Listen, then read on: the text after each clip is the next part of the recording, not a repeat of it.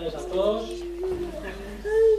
Un momento pensé que me habían tirado la aplicación a la basura o algo, no la veía. Bueno, gracias, la tenía Vilma ahí bien guardada y cuidada. Bueno, pues hoy vamos a estar hablando sobre el pasaje de Lucas 9, 57 al 62. Hemos estado leyendo hace un momento. Y se trata sobre, vamos a tratar sobre el compromiso de seguir a Jesús y parte de las condiciones que tiene. Bien, vamos a hablar primeramente. Señor, gracias por esta hora que tú nos has dado hoy, gracias por poder predicar tu palabra libremente, Señor, sin ningún tipo de persecución. Te pido, Señor, que me ayudes a transmitir, Señor, lo que tú quieres que transmita de una forma simple, Señor, sencilla, y que todos podamos salir de aquí, Señor, bendecidos y tal vez no aprendiendo algo nuevo, Señor, pero sí recordando, Señor, parte de lo que tú nos pides en tu palabra, Señor. Y gracias por todas las cosas que tú nos das, y en tu nombre te lo pido. Amén.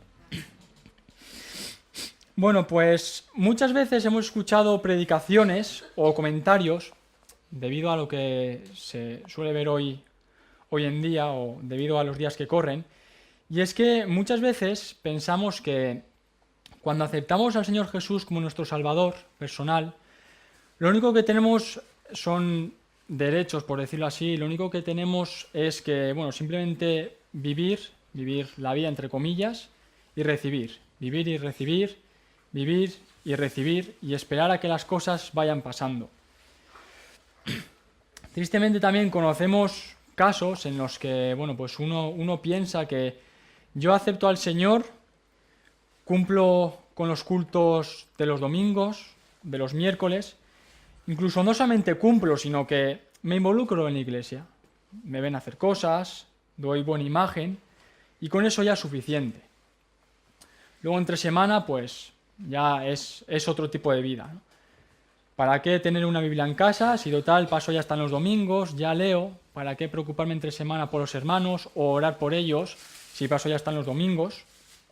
Entonces, muchas veces pasa que de lunes a sábado es una relación con el Señor y luego de repente el domingo es como un cambio de chip.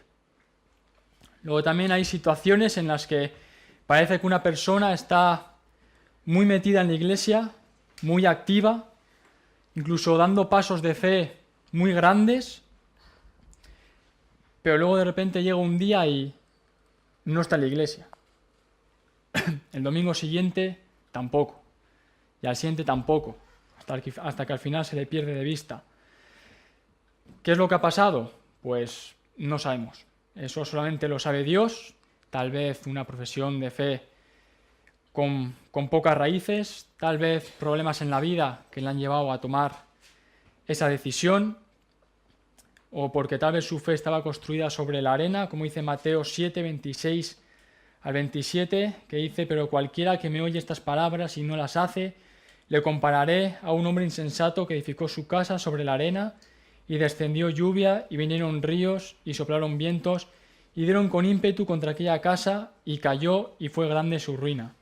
Es una parábola que se puede aplicar tanto a la vida secular, pero sobre todo está claro que está pensada para la vida espiritual.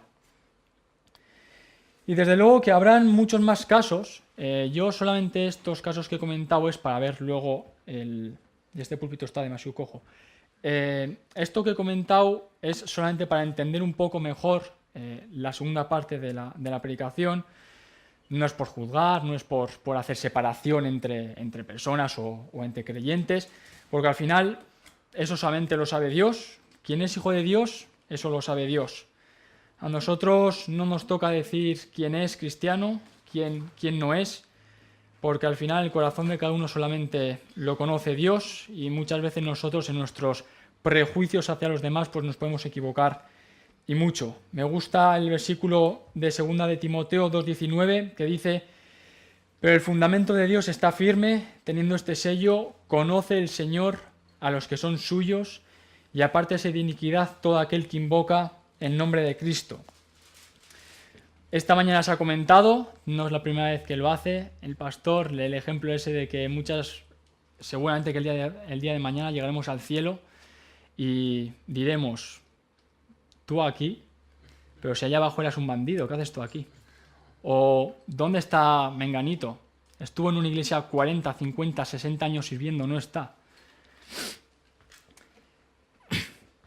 Ahora sí, tampoco podemos obviar los versículos de Mateo 7 del 15 al 20. Por favor, que alguien lea Mateo 7 del 15 al 20. Mateo 7 del 15 al 20. Guardaos de los falsos profetas que vienen a vosotros con vestidos de ovejas, pero por dentro son lobos rapaces. Por sus frutos los conoceréis. ¿Acaso se recogen uvas de los espinos o higos de los abrojos? Así todo buen árbol da buenos frutos, pero el árbol malo da frutos malos. No puede el buen árbol dar malos frutos, ni el árbol malo dar buenos frutos. Todo árbol que no da buen fruto es cortado y echado en el fuego. Así que por sus frutos los conoceréis. Bien, gracias Ramón. Tampoco podemos obviar estos versículos. O sea, es decir, no se puede negar lo evidente. Si verdaderamente somos hijos de Dios, también tenemos que estar viviendo un proceso de santificación en nuestra vida diariamente y dar frutos. Pero esta tarde ni quiero, ni voy a hablar, ni vamos a estar hablando de esto, sino que más bien estaremos viendo qué significa ser discípulo del Señor, o parte, ¿vale? Porque eso es muy amplio, es tan amplio como la vida cristiana misma. ¿Qué responsabilidades caen sobre nosotros? Porque esto es importante saberlo. Nosotros tenemos funciones que hacer, no es dejar, como hemos dicho antes, simplemente dejar pasar la vida, dejar pasar el día a día, sino que tenemos que dar frutos. Tenemos que intentar llevar una vida diferente a los inconversos, demostrar que hay algo distinto en nosotros, no ser perfectos, eso es imposible, hay pecado, ha habido, hay y habrá pecado, y habrá momentos, al igual que muchos de los que aparecen en la Biblia también, incluso grandes hombres de la fe, habrá momentos en los que hagamos cosas bien, habrá momentos en los que hagamos cosas mal o muy mal, pero tenemos que mostrar que nuestra vida en general es diferente, que no buscamos lo mismo que busca el mundo, que no estamos involucrados en lo mismo que está involucrado el mundo y que no buscamos las mismas cosas que busca el mundo. En definitiva, demostrar que el Espíritu Santo de verdad está en nosotros y que intenta hacer una obra en nuestras vidas. Mateo 12, del 36 al 37, que alguien lea por favor, Mateo 12, del 33 al 37.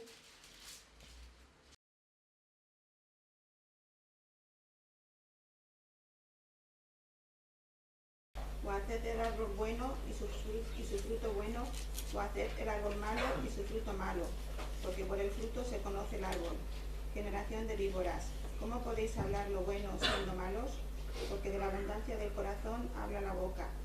El hombre bueno del buen tesoro del corazón saca buenas cosas, y el hombre malo del mal tesoro saca malas cosas. Mas yo os digo que de toda palabra ociosa que hablen los hombres, de ella darán cuenta en el día del juicio. Porque por tus palabras serás juzgado y por tus palabras serás condenado. Bien, gracias Mari Carmen. Pues esto también es importante, que no solamente se diga, que no solamente digamos, sino que también demostremos lo que estamos diciendo. Una vez escuché en una predicación, la verdad que al principio lo apunté para luego pensar un poco, pero tuve que pensar más bien poco, para llegar a la conclusión de que desde mi punto de vista es completamente cierta, y un predicador dijo que sin santidad interna, la externa es hipocresía. Entonces, la verdad que al principio es la primera vez que lo había escuchado, entonces lo quise coger con pinzas, pero luego lo pensé y dije, pues es verdad. Sin santidad interna, la externa es hipocresía. Y estos versículos bien claro hablan que de la abundancia del corazón habla la boca. Entonces, de la importancia de lo que de verdad sentimos o lo que de verdad mostramos, que sea porque así somos nosotros. Muchas veces podemos caer en el error, sobre todo tal vez a la hora de predicar a los inconversos, de no, tú es que si aceptas al Señor tienes que hacer esto y esto. Y muchas veces igual podemos caer en el error de que de la mitad de lo que hemos dicho nosotros somos los primeros que no lo hacemos. Entonces, el tema principal en esta tarde es qué cambios deberían de implicar en nuestras vidas o qué cambios debería de implicar en la vida de un hijo de Dios ser discípulo de Cristo. Iremos viendo algunas de las cosas a lo largo de esta tarde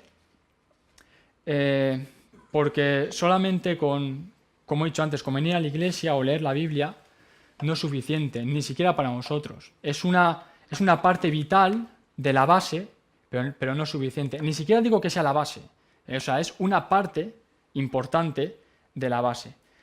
Ser discípulo de Jesús, aceptar al Señor Jesús, no implica solamente una oración y cumplir ciertas leyes o normas. En eso es lo que se basa la mayoría del resto de religiones. Cumplir y simplemente cumplir normas. Sino que requiere que también Él nos moldee el carácter, nuestras costumbres, nuestros posibles vicios y en general nuestra manera de vivir. Es verdad que con algunos el Señor tiene más trabajo que con otros, depende de la vida que haya llevado, depende del tiempo que lleve en el Señor y lo que arrastre, del carácter, pero el dejarnos moldear, eso es importante. Y ahí es donde entramos nosotros. Dios quiere que cada uno de nosotros nos evaluemos a nosotros mismos para que nos dejemos moldear por Él y que Dios introduzca cambios. Me vino a la mente el Salmo 139, 23 y 24, que dice el salmista David: «Examíname, oh Dios, y conoce mi corazón, pruébame y conoce mis pensamientos, y ve si hay en mí camino de perversidad, y guíame en el camino eterno». También Filipenses 2:13, «Porque Dios es el que en vosotros produce así el querer como el hacer por su buena voluntad». El de Filipenses es bueno, pero yo me quedo sobre todo con el Salmo 139, ya llegaremos cuando, para el año que viene igual finales o así, al Salmo 139, pero me quedo con lo que dice el salmista David, y es que pide que Dios examine su corazón y que haga los cambios que Él vea oportunos. Es verdad que Dios nos cambia, que Dios nos examina, pero una de las cosas que tenemos que ver en estos versículos es la disposición por parte de David para que Dios pueda obrar en su vida. Ya sabemos que David hizo muchas cosas bien, también sabemos que David hizo muchas cosas mal, sabemos cuál fue el pecado más gordo de David, pero David sabía que había hecho mal, estaba arrepentido, y ya no solamente eso, sino que él sabía que su vida tenía que cambiar y estaba dispuesto a que Dios cambiara su vida o cosas que está haciendo mal. Por lo tanto, una de las enseñanzas o uno de los recordatorios que vemos en este salmo es la importancia de que no solamente oremos al Señor de boquilla, que no solamente la oración se quede aquí y que no entre, de que, bueno, Señor, yo quiero esto, esto y esto, sino que de verdad creamos lo que estamos diciendo. Como hijos de Dios, algunas de las cosas que tenemos que hacer, que Dios quiere que hagamos, uno es confiar en Él. Que alguien lea, por favor, Salmo 37.3. Salmo 37.3.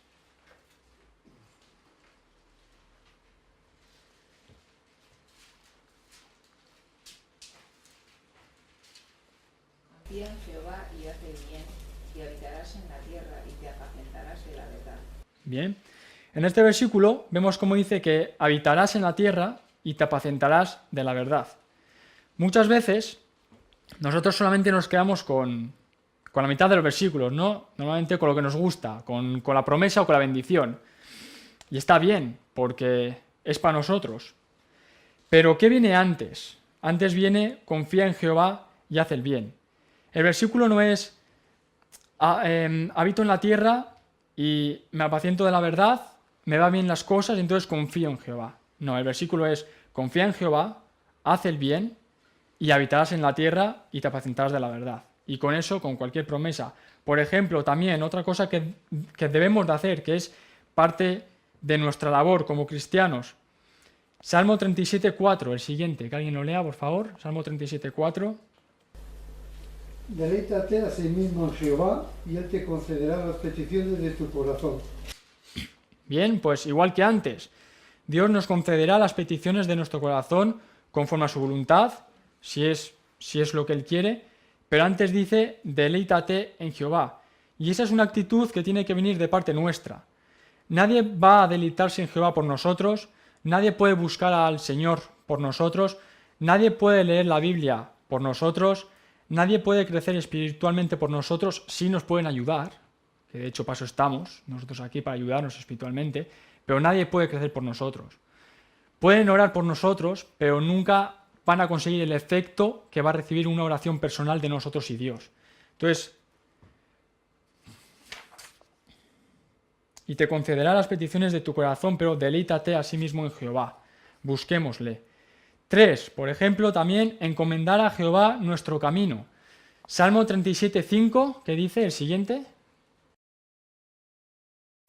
Encomienda a Jehová tu camino y confía en él, y él lo hará. Bien, pues encomendar es dejar que Dios se encargue de nosotros y evidentemente eso requiere que confiemos en Él sabiendo que Él hará lo mejor para nosotros.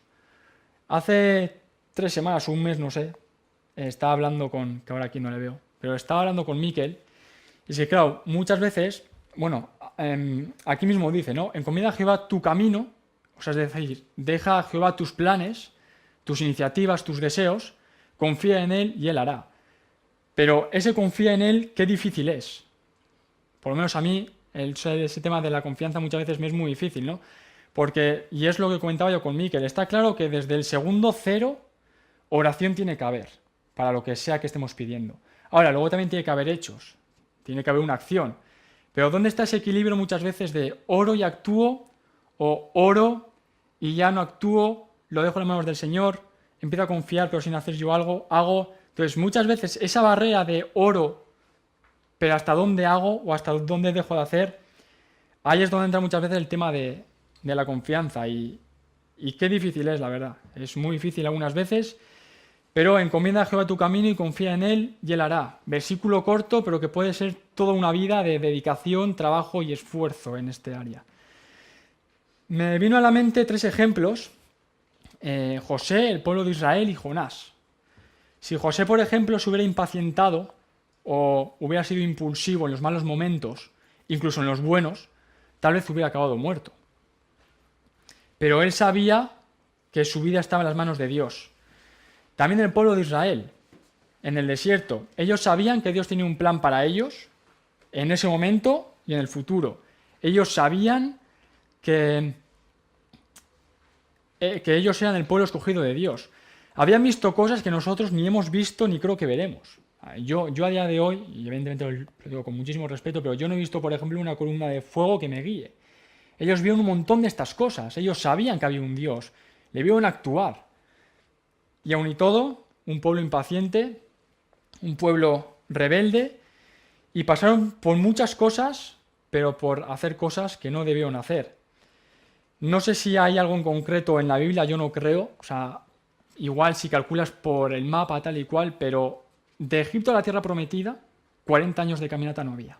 No había. Tal vez serían, ¿qué? Meses, semanas, igual meses.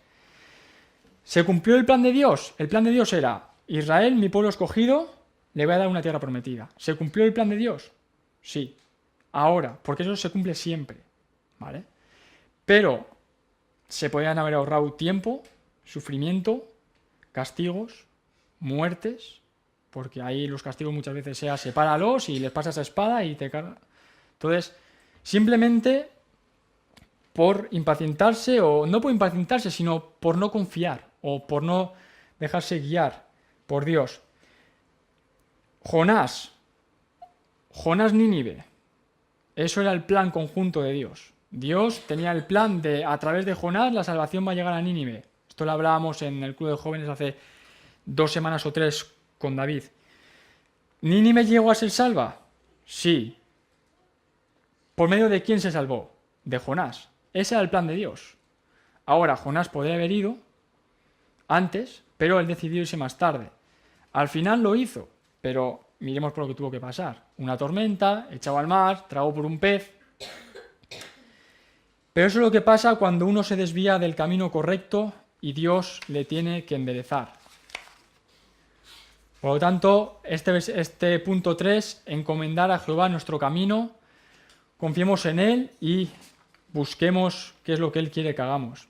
Habrán fallos, o sea, esto está claro que esto, no me gusta decirlo así, pero no deja de ser teoría, ¿vale? O sea, es decir, luego la aplicación es más difícil, pero habrá fallos, pero intentemos que los fallos sean lo menos graves posible. 4, por ejemplo, obediencia a Dios y a su palabra. Segunda de Samuel 6:7, por favor, que alguien lea. Segunda de Samuel 6:7.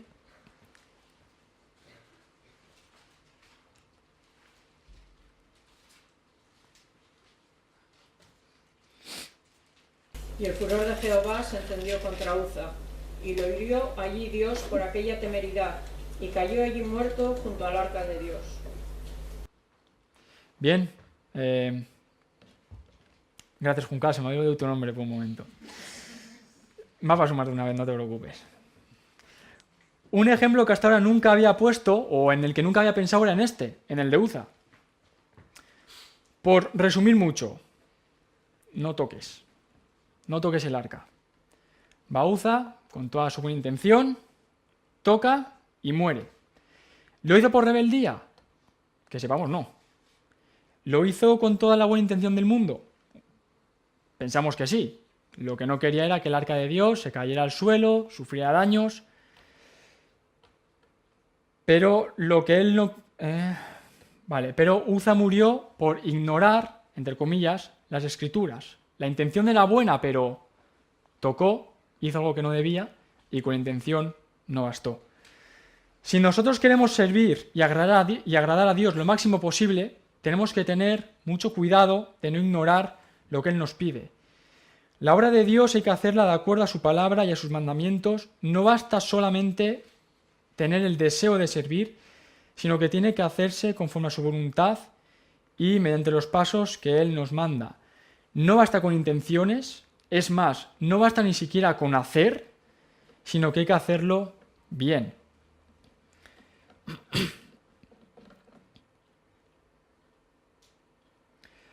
Como hemos comentado antes, la vida cristiana no es solamente esperar a que pasen las cosas, necesitamos de una acción, siempre intentando hacer la voluntad de Dios.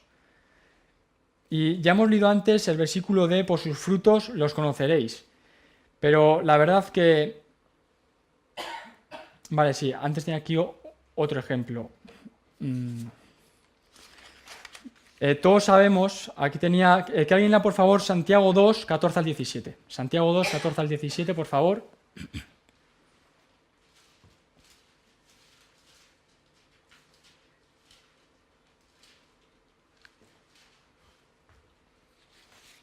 Hermanos míos, ¿de qué aprovechará si alguno dice que tiene fe y no tiene obras?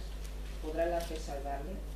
Y si un hermano o una hermana están desnudos y tienen necesidad del mantenimiento de cada día, y alguno de vosotros les dice, id en paz, calentaos y saciaos, pero no les dais las cosas que son necesarias para el cuerpo, ¿de qué aprovecha? Así también la fe, si no tiene obras, es muerta en sí misma. Pero alguno dirá, tú tienes fe y yo tengo obras. Muéstrame tu fe sin tus obras, y yo te mostraré mi fe por mis obras. Bien, gracias Belén.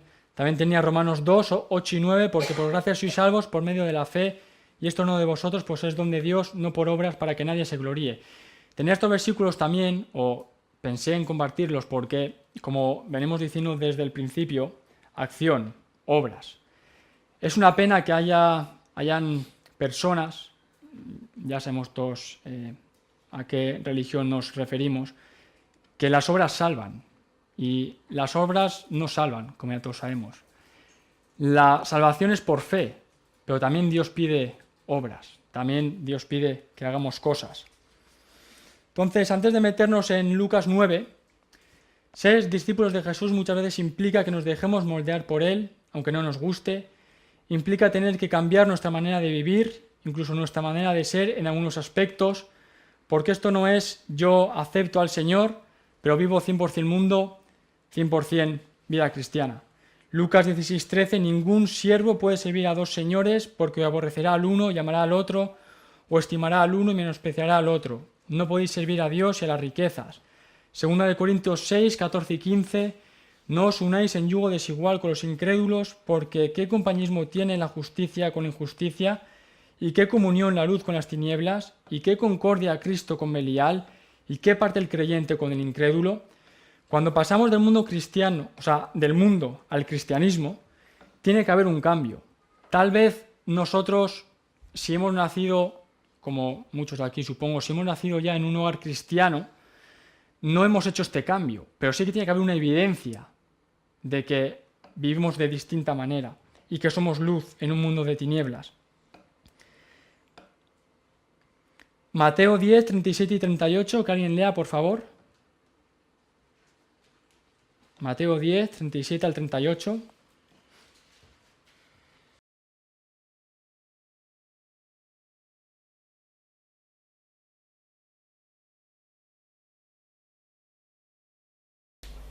El que ama padre o madre más que a mí no es digno de mí. El que ama a hijo o hija más que a mí no es digno de mí. Y el que no toma su cruz y sigue en pos de mí no es digno de mí. Bien, gracias. El mismo 19-29. Capítulo 19-29. Daniela, misma tú. Y cualquiera que haya dejado casas o hermanos o hermanas o padre o madre o mujer o hijos o tierras por mi nombre, recibirá 100 veces más y heredará la vida eterna. Bien, gracias. Dios quiere disposición por nuestra parte, Dios quiere un compromiso por parte de sus hijos. Muchas veces pues vamos a tener que decir no a muchas cosas. Bien, vamos ya a Lucas 9. Tranquilos que no queda ni la mitad de la predicación, ¿eh? No es que ahora empecemos con la predicación, ya hemos empezado hace un buen rato. En estos 6 versículos Jesús habla de 3 casos, 2 versículos por caso, que son muy parecidos por un lado, pero por otro no son tan iguales, aunque el enfoque principal es que el Señor habla o enfrenta la necesidad de tomar el compromiso de involucrarse en la obra de Dios y obedecer a su voluntad. Al primer caso le vamos a llamar el discípulo impulsivo.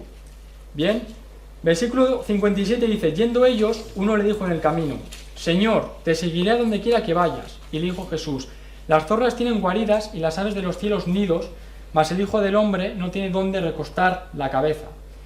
Este mismo pasaje lo tenemos también en Mateo 8:19, a modo de información, y vemos que ahí en Mateo identifica a este hombre, a este discípulo, como un escriba. Lo que voy a decir ahora es, bueno, pues leyendo un poco más encontré esto. En el versículo no se ve claro, no se habla de él, pero es posible que estemos hablando de un hombre que había seguido a Jesús por cierto tiempo, un hombre que vio la grandeza de la obra de Jesús en su vida y entre la gente. Es posible que por su posición tuviera una vida cómoda, que tuviera muchas cosas, entonces quisiera dar un testimonio público a los demás, como de emprender algo más con el Señor. Y esto lo vemos en el versículo 57. Este escriba se le acercó a Jesús y le dijo: estoy dispuesto a seguirte a donde quiera que vayas. Y esto desde luego que muestra una disposición y un deseo de seguir al Señor Jesús más allá de lo que había hecho hasta el momento. No sabemos exactamente cómo era su vida, ni secular ni espiritual. Lo que sí que se ve es un deseo mayor de servir al Señor. Pero la respuesta que da Jesús en el versículo 58 vemos que parece ser más bien un impulso que un deseo genuino de someterse a la voluntad de Dios. En el versículo 58 vemos cómo Dios le expone la realidad y le dice que tanto las aves del cielo como las zorras tienen su propio hogar, pero él no, el Hijo del Hombre no. Y esto no tenemos que verlo como que Dios rechaza al escriba o como que Dios no quiere que vivamos bien. Es decir, como os ha comentado muchas veces, si puedes comprarte cosas, cómpralas, si puedes mejorar, mejora. Pero lo que vemos aquí es como cuando el Señor ya le tienta, el Señor lo tienta, pero cuando el Señor ya mete en la ecuación el tema de, vale, pero si quieres seguirme, mírame a mí, yo no tengo hogar, yo voy de aquí para allí. Entonces, esto lo que le supondría posiblemente fuera dejar muchas de las cosas. Y esto la verdad que es algo que nos hace pensar a nosotros, porque ¿qué nos va a costar tomar la decisión de comprometernos como discípulos de Jesús? Tal vez dejar amistades. Todos aquí yo creo que tenemos amistades en el mundo, con las cuales algunas se puede estar, otras no, pero por el simple hecho de que yo, por ejemplo, tengo, antes eran amigos que aparte del trabajo su vida es la vida nocturna. Por tanto ya, o sea, no es que no quiera ser yo su amigo, pero ya hay una separación, porque yo no voy a vivir eso. Entonces nos va a costar amistades, no poder ir a determinados lugares, tal vez ver las cosas desde otro punto de vista, romper nuestros esquemas que tenemos, No es suficiente el desear servir al Señor. Uno tiene que llegar a tener un compromiso con Él y eso muchas veces lleva a sacrificios. Segunda de Samuel 24:24, y el rey dijo a Arauna: no, sino por precio te lo compraré, porque no ofreceré a Jehová mi Dios holocaustos que no me cuesten nada. Entonces David compró la era y los bueyes por 50 siclos de plata. Primera de Corintios 21:24, entonces el rey David dijo a Ornán: no, sino que efectivamente la compraré por su justo precio, porque no tomaré para Jehová lo que es tuyo, ni sacrificaré holocaustos que nada me cuesten. Y otra de las cosas que vemos en el versículo 58 es la abnegación. Abnegación significa renunciar voluntariamente a nuestros propios deseos, a nuestros afectos e intereses en beneficio por otras personas. En este caso, abnegación por nuestra parte para seguir al Señor Jesús. Lucas 9:23, y decía a todos: si alguno quiere venir en pos de mí, niéguese a sí mismo, tome su cruz cada día y sígame. Este es un comentario que acaba de hacer Miquel, que hoy las canciones iban sobre la cruz, al final es un tema diario. Tome su cruz cada día. Bien, al segundo caso lo vamos a llamar el discípulo enredado o envuelto en sus quehaceres. Versículo 59, y dijo a otro, Lucas 9:59, sígueme. Él le dijo: Señor, déjame que primero vaya y entierre a mi padre. Jesús le dijo: deja que los muertos entierren a sus muertos, y tú ve y anuncia el reino de Dios. Al igual que en el primer caso de antes, este hombre también vemos, este ejemplo en Mateo 8:21, y es un hombre que ya había tomado la decisión de seguir a Jesús. Era un hombre en acción, un hombre involucrado en parte de la obra, pero una vez más, también aquí, Jesús pone a prueba su compromiso a través de un llamado a un servicio mayor.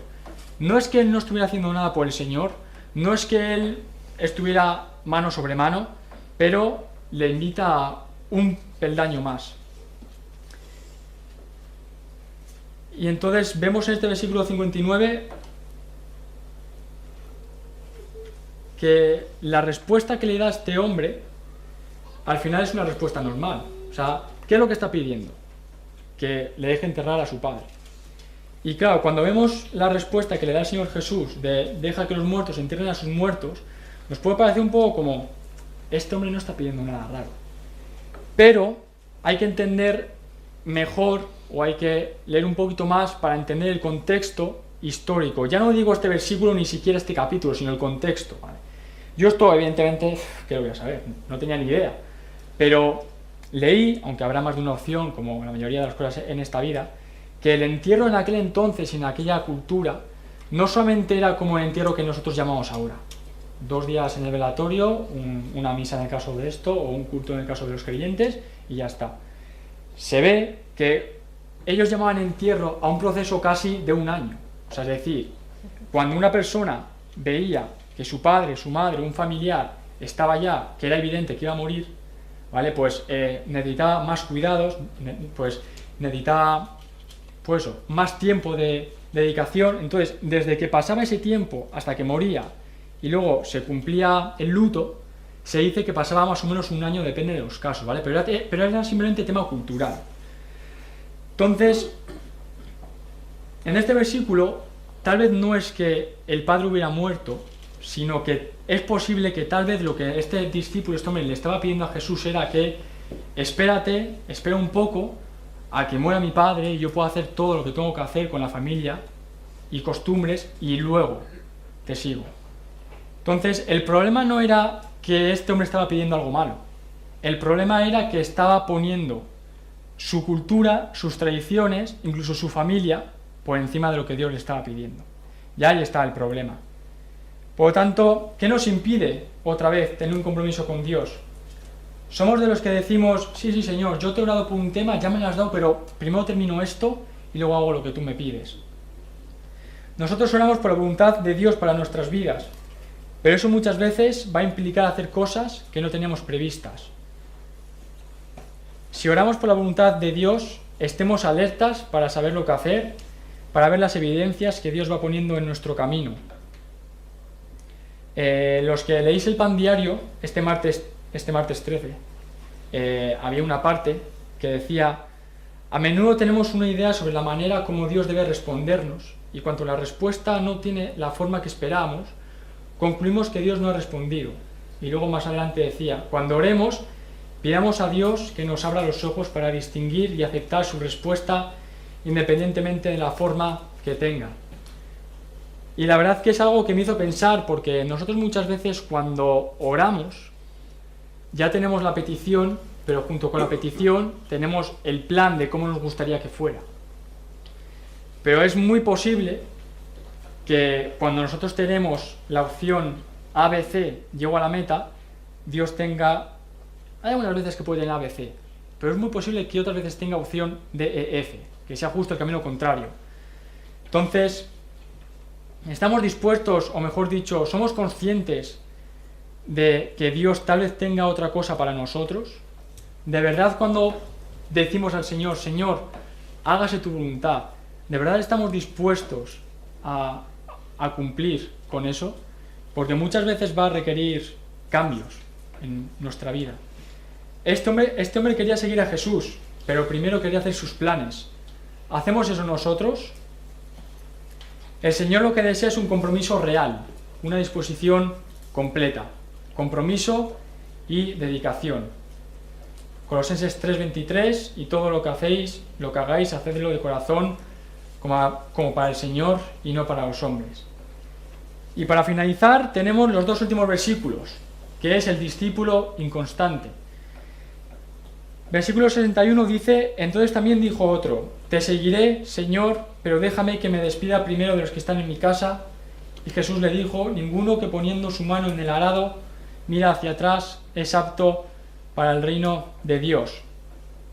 Hay otro ejemplo bíblico de otra persona que también pidió despedirse de su familia, y esto lo vemos en Primera de Reyes 19:21, que es con Eliseo. Eliseo vuelve a su casa para una despedida final antes de seguir a Elías.